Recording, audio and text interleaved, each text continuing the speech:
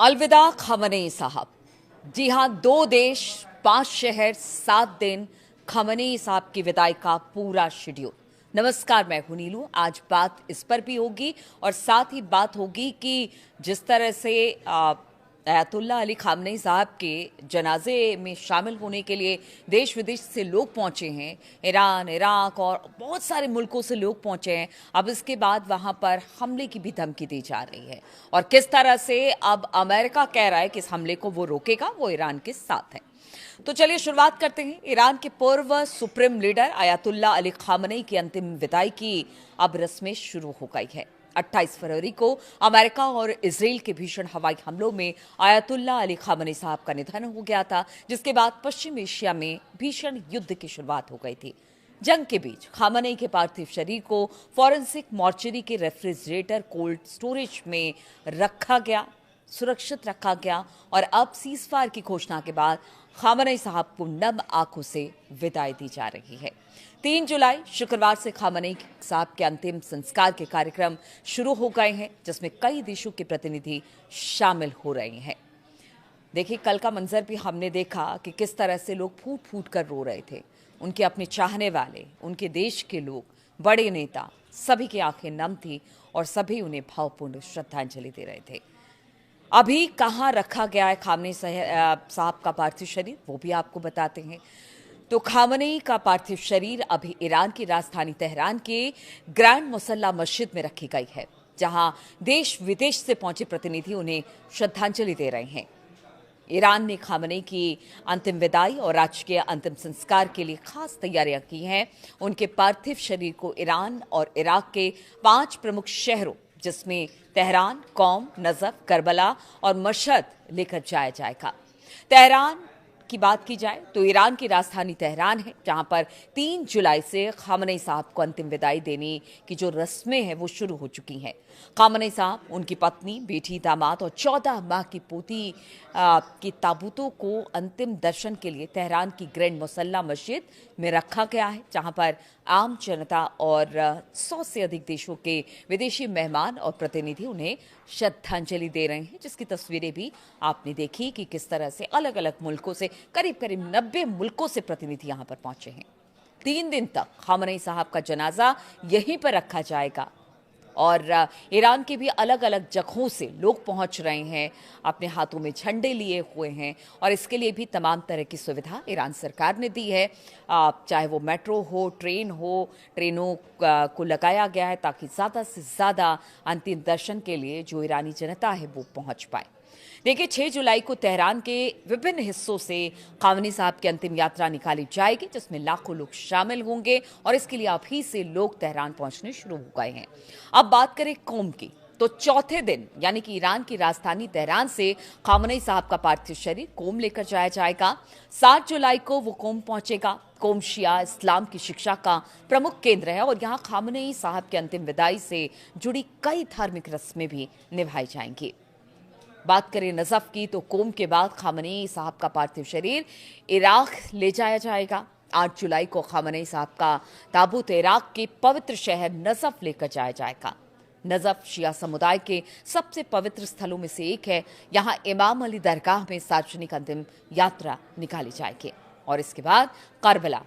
Najaf के बाद Khamenei साहब का पार्थिव शरीर इराक के पवित्र शहर करबला लेकर जाया जाएगा और फिर यहाँ इमाम हुसैन और उनके भाई अब्बास की पवित्र दरगाहों पर खामनेई साहब का अंतिम जुलूस निकाला जाएगा। इसके बाद बारी आती है मशहद की, तो 9 जुलाई को सभी धार्मिक यात्राओं के बाद खामनेई साहब के पार्थिव शरीर को वापस ईरान के उत्तर पूर्वी शहर मशहद लेकर आया जाएगा। मशहद खामनेई का गृह जिला है। 9 जुलाई को ही उन्हें मशहद की ऐतिहासिक और पवित्र इमाम रजा दरगाह परिसर में सुपुर्द खाक यानी कि दफन कर दिया जाएगा।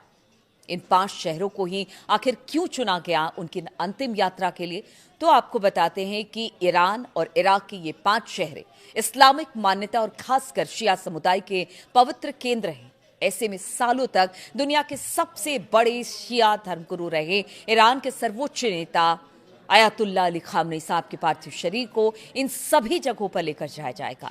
अमेरिका इजराइल के साथ चले भीषण जंग के बाद हो रहे इस कार्यक्रम के जरिए ईरान दुनिया को अपनी ताकत भी दिखाना चाहता है कि आप सोचिए कि इतनी सारी पाबंदियों के बावजूद भी अगर इतने मुल्कों के राजनयिक शिरकत कर रहे हैं इस अंतिम यात्रा में खामनेई साहब के, तो कहीं ना कहीं ईरान ये बताना चाहता है कि उनके साथ अभी भी दुनिया के कई मुल्क खड़े हैं। मीडिया रिपोर्ट के अनुसार खामनेई साहब का अंतिम संस्कार अपनी तरह का दुनिया के सबसे अलग और बड़ा आयोजन हो सकता है। खामनेई साहब की अंतिम विदाई में 1.5 से 2 करोड़ लोगों के शामिल होने का अनुमान भी लगाया जा रहा है। अंतिम संस्कार में शामिल होने तेहरान आ रहे आम लोगों के लिए मेट्रो और सरकारी बसें मुफ्त कर दी गई। बाहर से आए लोगों के लिए होटल के किराए को कम कर दिया गया है। स्पेशल ट्रेनें चला दी जा रही हैं। स्कूल मस्जिदों में भी लोगों के ठहरने की व्यवस्था की गई है। हालांकि मस्जिदों को काले कपड़ों से भी ढका गया है। ये शोक का एक प्रतीक है। अब ईरान सरकार इस अंत्येष्टि को राष्ट्रीय एकता और साझा शोक के प्रतीक के रूप में अब लोगों को दिखाना और बताना चाहती है और इसके प्रयास कर रही है। आधिकारिक आयोजन निकाय द्वारा साझा किए गए अंत्येष्टि के प्रतीक के रूप में आयतुल्ला अली खामनेई की बंद मुट्ठी के साथ हमें उठना होगा का नारा अंकित है। लेकिन तेहरान में तनाव और सन्नाटा इस वक्त छाया हुआ है, जो क्रांति के जनक सर्वोच्च नेता आयतुल्ला रुहुल्लाह खोमैनी के भावपूर्ण अंतिम संस्कार से बिल्कुल विपरीत है। तब लाखों लोग रोते बिलखते खोमैनी के अंतिम संस्कार के जुलूस में उमड़ पड़े थे। उनको रोकने के लिए गार्ड्स को लगाया गया था। लेकिन आज जिस तरह से आज से जो कल से शुरू हो गया है आयतुल्ला अली खामनेई साहब के अंतिम यात्रा का दौर, उसको लेकर इस वक्त पूरे ईरान में गम का माहौल है और ये करीब 4-5 दिन तक चलेगा। लेकिन इसी बीच एक बड़ी खबर सामने आ रही है। बताया जा रहा है कि हो सकता है कि इजराइल इस दौरान हमला कर दे। देखिए, बात मुसाद की हो रही है तो हमने पहले भी देखा था कि किस तरह से हमास के चीफ को भी मारा गया था जब वो एक कार्यक्रम में ईरान पहुंचे थे। अब ऐसे में चाहे वो 1-2 करोड़ लोग हों, बहुत सारे लोग हों, लेकिन क्या पता क्या हो जाए। इसीलिए ईरान ने भी अब धमकी दे दी है इजराइल को कि अगर आपने इस कार्यक्रम में खलल डालने की कोशिश की तो फिर इजराइल को बख्शा नहीं जाएगा। और इसीलिए अब अमेरिका भी एक तरह से कह लीजिए कि ईरान के साथ है, क्योंकि ईरान को लेकर उसने कहा है कि हो सकता है, और एक तरह से आगाह ईरान को अमेरिका ने किया है। आप सोचिए, जिनके हमले से खामनेई साहब की मौत हो गई, अब वो भी ईरान के साथ खड़ा है और ये बता रहा है कि हो सकता है कि इजराइल हमला कर दे। इसी बीच खबर ये भी आ रही है, देखिए बहुत सारी बातें, इस बीच खबर ये भी आ रही है कि डोनाल्ड ट्रंप ने नेतन्याहू को अमेरिका मिलने बुलाया है। अब बहुत ज़्यादा जानकारी इसको लेकर नहीं मिली है, कब है, क्या है, कैसे मुलाकात होगी, लेकिन मिलने के लिए बुलाया है। और देखिए, बातचीत इस वक्त चल रही है ईरान अमेरिका में, और उसी समय अगर ट्रंप बुलाते हैं नेतन्याहू को मिलने के लिए तो इसके क्या मतलब है, ये भी समझने वाली बात होगी।